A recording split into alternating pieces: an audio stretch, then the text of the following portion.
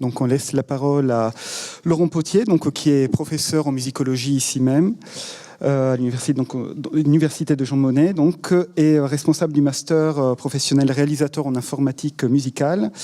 Il effectue donc ses recherches sur la synthèse sonore en collaboration principalement avec le GRAM. Il a enseigné également en tant que RIM et ingénieur à l'IRCAM, a dirigé le département de recherche du GMEM à Marseille, et comme RIM, il a travaillé avec de nombreux compositeurs comme Jean-Baptiste Barrière et Thierry Demey. Donc, il nous présente donc une intervention qui s'appelle « La préservation des œuvres musicales électroniques temps réel ». Bonjour, merci à Nolga pour cette invitation et pour m'avoir donné l'occasion de participer à ce colloque sur la préservation, dans lequel nous avons entendu des présentations tout à fait passionnantes jusqu'à présent. Je vais essayer de me montrer à la hauteur. Je vais parler donc de la préservation des œuvres musicales avec électronique temps réel. Le problème de l'électronique temps réel tient à la possibilité de pouvoir rejouer ou non des œuvres. Si nous n'avons pas le dispositif pour rejouer l'œuvre est morte. Elle n'existe plus que dans notre souvenir ou par son enregistrement. Un dispositif électronique temps réel, cela suppose une partie électronique qui est interprétée, soit par le public, soit, en ce qui va nous concerner, par des musiciens lors du concert. Je vais commencer par parler très brièvement des musiques avec électronique non temps réel, pour dire simplement que, en particulier par exemple dans les musiques mixtes pour instruments acoustiques et électroniques, ou les musiques acousmatiques, la partie électronique est formée simplement d'un enregistrement sur un support. Et je me souviens de ma surprise lors du premier concert de musique acousmatique auquel j'ai assisté, quand le compositeur indiquant « Je vais maintenant vous jouer une pièce », s'est contenté simplement d'appuyer sur le bouton lecture d'un magnétophone. Donc pour moi, le fait de jouer une pièce supposait une implication un peu plus forte d'un instrumentiste. Dans les musiques avec son fixé, on a toutefois eu des pièces sur lesquelles le temps a été contrôlé de façon plus ou moins fine, en fractionnant les bandes en plusieurs morceaux, soit 4 ou 5 parties parfois, soit plusieurs centaines de fichiers, comme par exemple la pièce de Tristan Muraille, Allégorie, 90 fichiers audio, bien que cette pièce ait été au départ une pièce mixte avec temps réel, on en reparlera, ou les pièces de François-Bernard Mache, compositeur dont la plupart des pièces mixtes entre les années 80 et les années 2000 ont été écrites pour instruments acoustiques et échantillonneurs. Donc plusieurs centaines de fichiers son joués et déclenchés en direct par des interprètes virtuoses. Voilà, je vais m'intéresser plutôt aux pièces avec électronique, traitement de signal, qui fait soit de la synthèse du son, soit du traitement. Alors, je vais m'intéresser... donc là, c'est un exemple, une image qui montre aussi que dans la musique acousmatique, on peut avoir des dispositifs temps réel, comme le phonogène ici, instrument qui a disparu il y a un certain nombre d'années. En ce qui concerne les instruments électroniques, on a à peu près 4 grandes périodes. Les instruments électroniques avant les années 60, dont le thérémine et les ondes Martenot ont été les plus célèbres, puisqu'ils ont continué à être développés et construits jusqu'à nos jours, pratiquement. Puis, le synthétiseur analogique, apparu dans les années 60, les instruments MIDI, soit, par exemple, la synthèse avec le DX7 ici, ou l'échantillonnage avec le S1000, et puis des instruments logiciels, apparus à la fin des années 2000. Les synthétiseurs analogiques permettaient un contrôle direct sur le son, plus souvent en studio qu'en concert, même si dans les musiques populaires, elles ont fini par trouver leur place. Alors, je vais commencer par prendre le modèle du thérémine. On a posé la question tout à l'heure, les instruments analogiques avaient-ils une durée de vie supérieure aux instruments numériques? Effectivement, le thérémine est un exemple d'instrument qui, depuis bientôt 100 ans, continue à être utilisé sur scène et à être commercialisé. Ici, quelques exemples d'application de cet instrument. On a des musiciens spécialisés, par exemple Laurent Daillot était un instrumentiste de musique électronique spécialisé dans l'utilisation du thérémine. Ce qui m'intéresse dans ces instruments, des instruments de musique électronique, c'est d'une part le dispositif traitement de signal proprement parlé, c'est-à-dire conserver les programmes qui permettent de faire de la synthèse, de transformer les sons, mais on a aussi la question du contrôle gestuel, c'est-à-dire disposer de... Enfin, ce qui fait la caractéristique d'un instrument, c'est à la fois le son qu'il peut produire, mais aussi le geste qui est utilisé pour produire le son. Donc le modèle thérémine a eu du succès, pas particulièrement par la qualité du son produit, qui était assez rudimentaire, mais surtout par le contrôle gestuel. Et ce modèle, au niveau du geste, peut se retrouver le fait de contrôler le son sans toucher aucun appareil, puisque le thérémine, c'est simplement le champ électromagnétique des mains à proximité des antennes qui produit le son, qui contrôle la fréquence et l'amplitude. Donc on peut trouver d'autres technologies actuellement qui permettent des contrôles gestuels sans toucher un dispositif, et en particulier en utilisant la vidéo, des Kinect ou d'autres dispositifs de ce type. Je citerai par exemple la percussion virtuelle, un dispositif de déclenchement de son de percussion, de déclenchement et de contrôle de son de percussion, simplement par le contact, par la captation des mouvements des mains dans l'espace, en utilisant le système VNS de David Rugby, qui a été cité ce matin déjà. Et là, on a une installation qui a fonctionné pendant plus de 10 ans à la Cité des Sciences de Paris, dans l'exposition permanente sur les sons, avec une mise à jour à un moment donné, puisque la première version du système VNS est un dispositif hardware avec un boîtier qui permettait de faire le traitement de l'image et qui est devenu entièrement software après. Par contre, un dispositif qui vient de disparaître, c'est-à-dire que quand on est passé du système 10.6 sur Macintosh au système 10.7 et 8 et suivant, voilà, c'est un programme qui était développé par un seul homme, David Rugby, et maintenant, voilà, depuis quelques mois, on ne peut plus l'utiliser. Il avait été utilisé aussi par Thierry Demey dans sa pièce Light Music, que j'avais initié au GMEM avec le compositeur en 2000 et qui a été finalisé au Gramme. Ici un exemple, une petite vidéo d'un extrait de Light Music.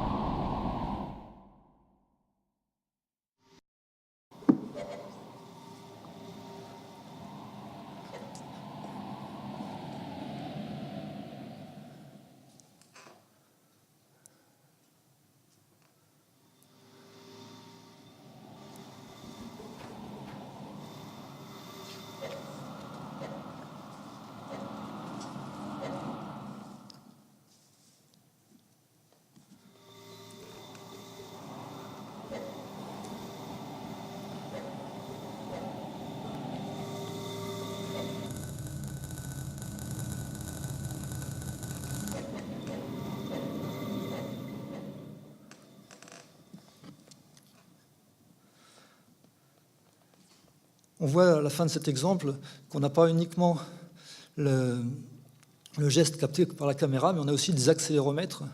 Donc là, on a deux technologies qui se mélangent, la caméra n'étant pas assez rapide pour pouvoir détecter des mouvements de type percussif. Un autre exemple, avec le groupe SSS, une pièce jouée en 2003, avec Laurent Daillot au thérémine, Atao Tanaka au capteur Biomuse et Cécile Daillot à la vidéo.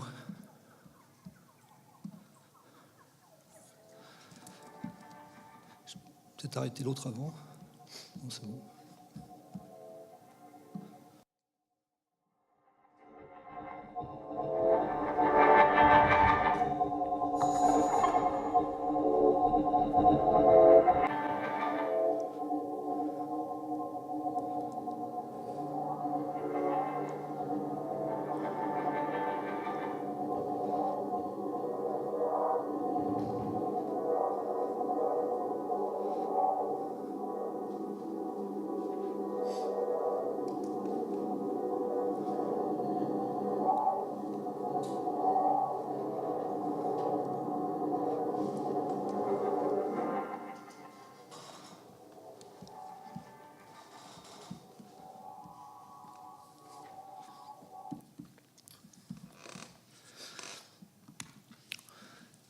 Le modèle suivant part d'un instrument qui date également des années 20, l'onde Martenot, qui là disposait d'un dispositif plus sophistiqué au niveau de la production sonore, mais également au niveau de la production du contrôle gestuel.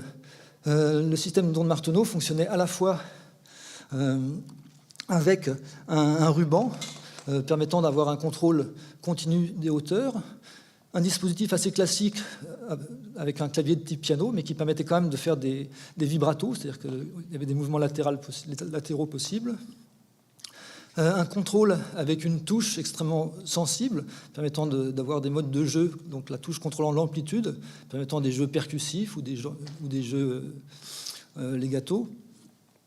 Et puis, on peut voir à côté de la touche la possibilité d'appeler différents jeux, un peu à la manière d'un orgue, pour produire des timbres complexes allant de la voix, enfin, des sons plus ou moins vocaux, des sons purs, voire des sons qui pouvaient rappeler le violoncelle, par exemple.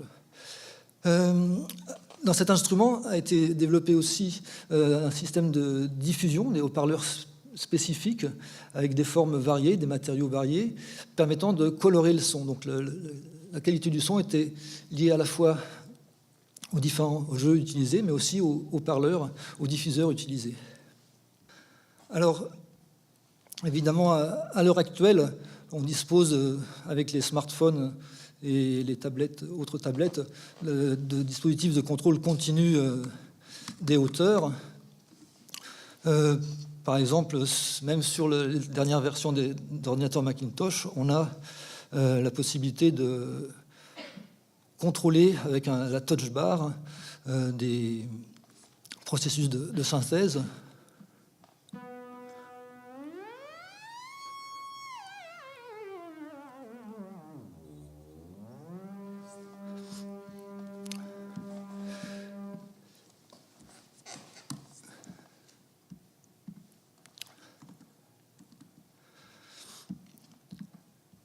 Voilà, donc deux modèles de contrôle gestuel originaux qui, aujourd'hui, restent reproductibles dans certaines limites.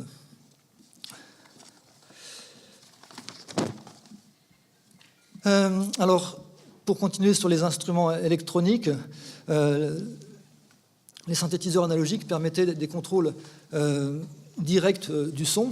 Donc à l'époque, on ne parlait pas de temps réel, puisque le temps réel suggère l'idée de calcul, c'est-à-dire qu'on parle d'un ordinateur, d'un programme temps réel, c'est-à-dire un programme qui calcule le son suffisamment rapidement pour que l'oreille ne perçoive pas de délai, de retard. Là, sur les instruments électroniques, on a des circuits électroniques qui répondent instantanément, donc tout est forcément en direct. Le temps réel est arrivé avec les instruments numériques.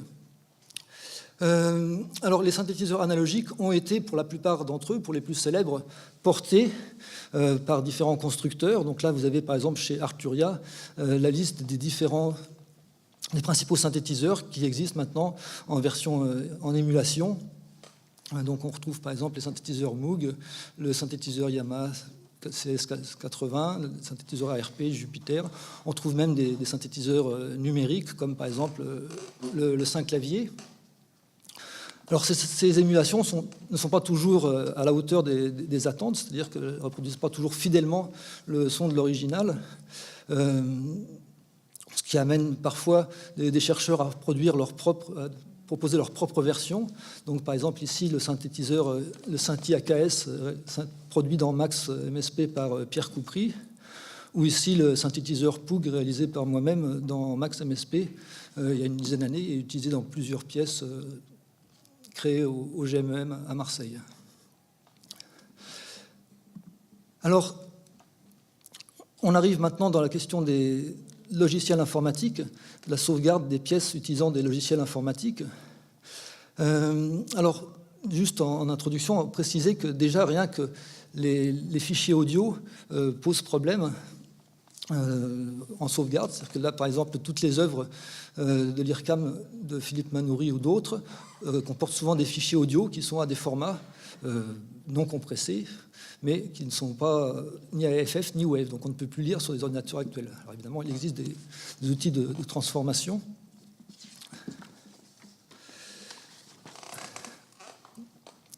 L'informatique musicale, ce n'est pas que reproduire des synthétiseurs existants. On a certaines technologies qui ont vu le jour avec l'informatique, comme par exemple les techniques de synthèse granulaire, qui n'existaient pas ou très peu sur les synthétiseurs du commerce, et la synthèse par modèle physique, qui a été développée notamment par les travaux à l'université Stanford, dès les années 90, avec ce synthétiseur SoundBuilder, qui était un des premiers synthétiseurs temps réel, modèle physique. Et ces outils de synthèse par modèle physique, donc, qui permettent de reproduire des sonorités, non pas en décrivant le signal, mais en décrivant les composants acoustiques qui produiraient le son, en décrivant des cordes, en indiquant leur tension, leurs matériaux, etc., existent aujourd'hui dans des environnements actuels. Donc les outils SoundBuilder ont été portés récemment à Stanford dans les langages de programmation Faust, notamment par un ex-étudiant de l'université de Saint-Étienne, Romain Michon. Et donc on a maintenant des outils dans Faust qui permettent de faire de la synthèse par modèle physique. Alors, l'informatique musicale permet aussi de créer des œuvres sur mesure. C'est-à-dire qu'on a d'un côté les logiciels commerciaux, et puis on a d'autre part les langages de programmation qui permettent de fabriquer des outils sur mesure.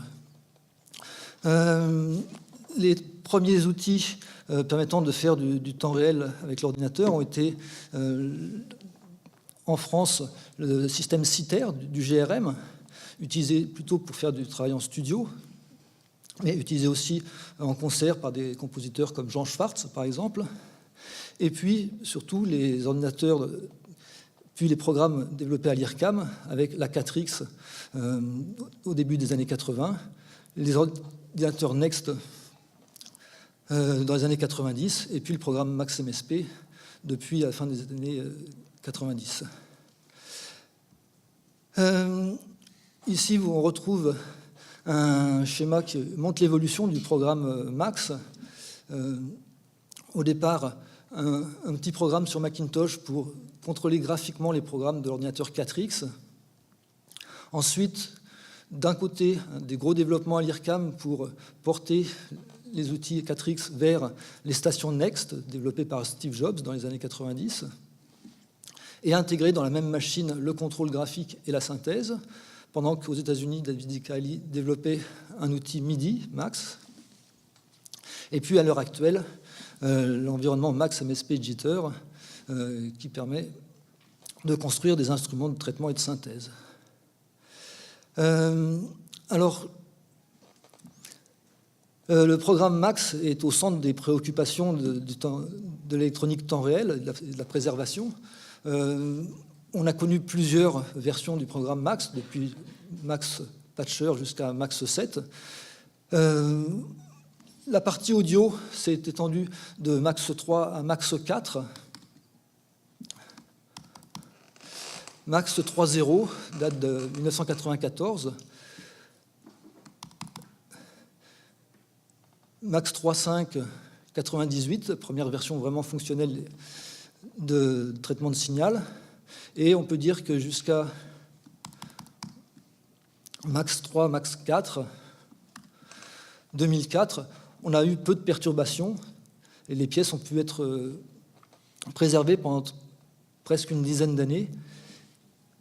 Mais depuis l'apparition du système OS X sur Macintosh, et puis avec les évolutions très rapides des programmes, passage de 32 bits à 64 et autres, on a eu de grosses ruptures qui ont obligé à faire du portage des œuvres. Alors il y a deux démarches possibles avec le langage MaxMSP. Soit on travaille avec les objets standards livrés par le fabricant, et on a peu de problèmes de pérennité, soit on travaille et on intègre dans ces projets tous les programmes qui sont ajoutés, les bibliothèques externes produites par différents développeurs. Et là, à chaque fois qu'on a une rupture technologique, on a de fortes chances de perdre ces objets. Je donnerai juste un petit exemple avec les œuvres de Philippe Manoury. Ici, on a... Alors, l'IRCAM conserve sur un site qui s'appelle Sydney l'ensemble des œuvres utilisant de l'électronique temps réel. Ici, on a différentes œuvres de Philippe Manoury. Donc, si par exemple, je m'arrête sur la pièce Pluton, là, on a ce qui, normalement, est nécessaire pour reproduire l'œuvre. Donc, on a en particulier toute la partie MaxMSP avec les librairies. Donc là, on voit déjà que là, on a tout ça qui sont des objets non standards de Max. Donc une cinquantaine d'objets, plus des dossiers. L'IRCAM, notamment, quand il est passé des ordinateurs Next à Max sur Macintosh, MaxMSP, a été obligé de faire un portage rapide de tous ces objets qui n'étaient plus standards. Voilà, donc pour pouvoir jouer cette œuvre, il faut que tous ces objets soient disponibles. Et là, c'est un portage qui a été fait en 2005. J'ai ouvert le patch la semaine dernière et on a un certain nombre d'objets qui n'existent plus, donc qui ne sont plus lisibles. Donc il faudrait trouver le code source et les recompiler. Même chose pour les fichiers audio. Les fichiers audio sont des fichiers audio au format SND qui n'existent plus. Donc Max ne sait plus lire, donc il faut les convertir.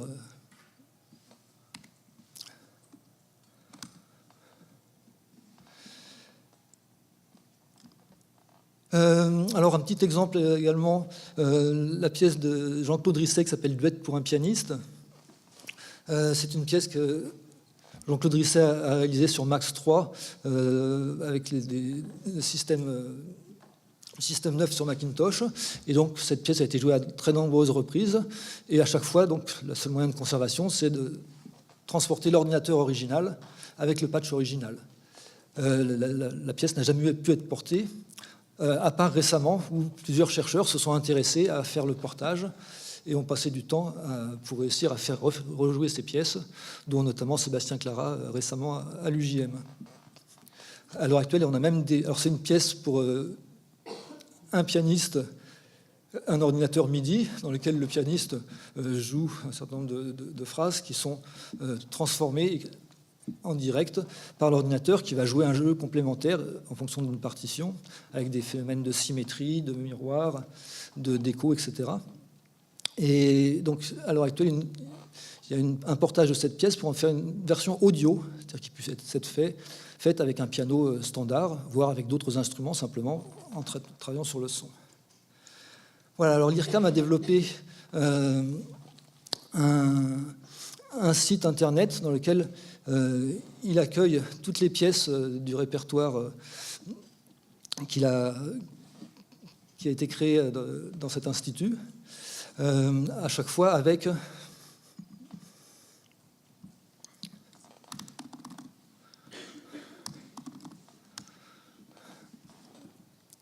une documentation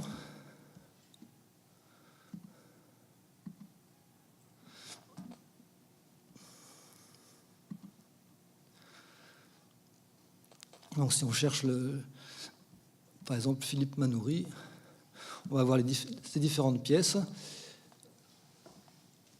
avec les différents portages. Donc si on était sur Pluton,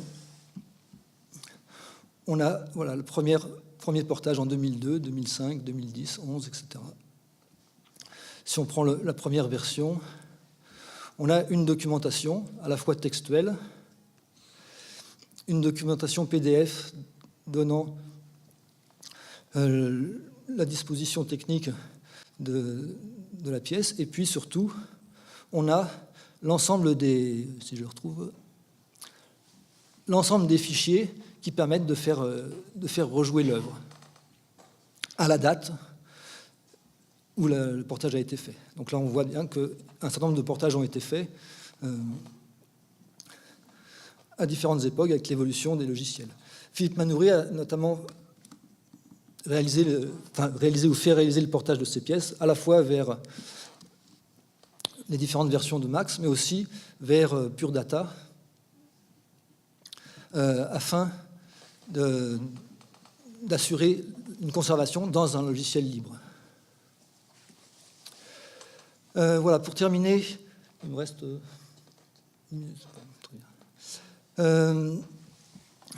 alors j'en profite pour indiquer, on a parlé de HTML5. Depuis presque une dizaine d'années, toutes mes conférences sont faites en HTML, ce qui me permet d'avoir accès instantanément à ces dispositifs temps réel, qui permettent de jouer du son, de la vidéo. Alors avec quelques petites mises à jour, notamment au niveau de la vidéo et du son, avec un petit regret, toutefois, la disparition de la lecture MIDI. Donc voilà, une avancée en arrière. Les navigateurs ne savent plus lire des fichiers MIDI. Pour terminer, quelques mots sur le langage Faust, que nous utilisons beaucoup au GMEM, avec lequel nous avons eu plusieurs projets de recherche en collaboration avec Gram, qui est l'auteur de cet outil. Donc le langage Faust est un langage pour le traitement de signal temps réel, qui a un certain nombre de particularités. C'est un langage open source, donc c'est-à-dire que tout le monde peut voir le code, et donc si le Gram arrête de développer le programme, d'autres peuvent prendre la suite pour continuer. C'est un programme sur lequel ont été ajoutées des fonctionnalités lors du projet ANR Astrée, qui a lieu au début des années 2000, et qui permet de faire une documentation automatique du code. C'est-à-dire que quand on écrit un programme avec ce langage, il y a d'une part les commentaires que les auteurs vont mettre dans le code. Un tout bon programmeur met toujours de la documentation à droite à gauche dans son code. Mais en plus de ça, la documentation va convertir le code de traitement de signal en code mathématique, en formule mathématique. C'est-à-dire que n'importe quel traitement audio, ce sont des additions, des multiplications, des boucles, etc., des retards. Et donc ça peut être traduit par des équations mathématiques. Et on sait que le langage mathématique évolue très lentement, et on sait que dans une centaine d'années, on sera capable de lire un langage mathématique, ce qui n'est pas le cas donc des programmes informatiques.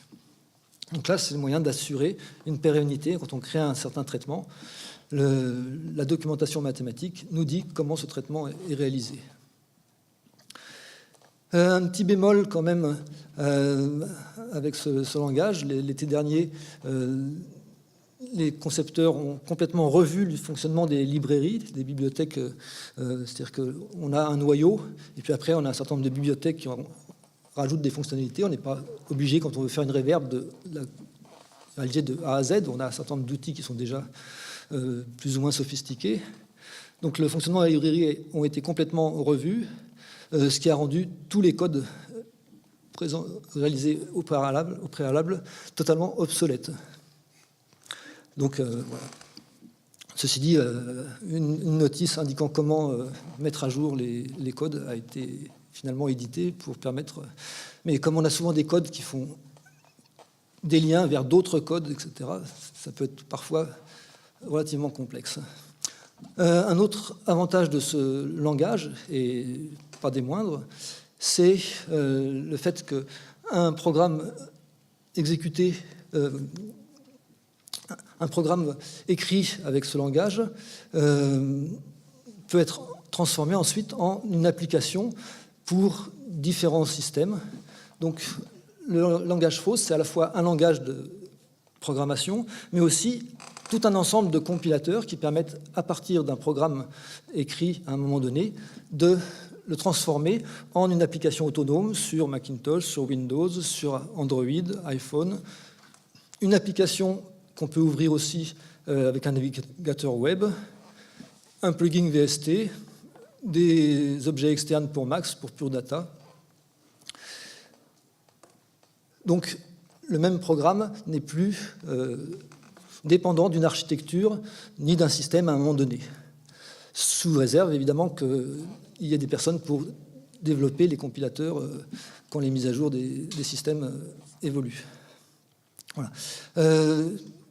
Pour terminer, cette petite image des différentes versions de Faust, le compilateur Faust pour Max MSP, un objet directement intégré dans Max qui permet d'écrire Faust dans Max pour obtenir un objet instantanément.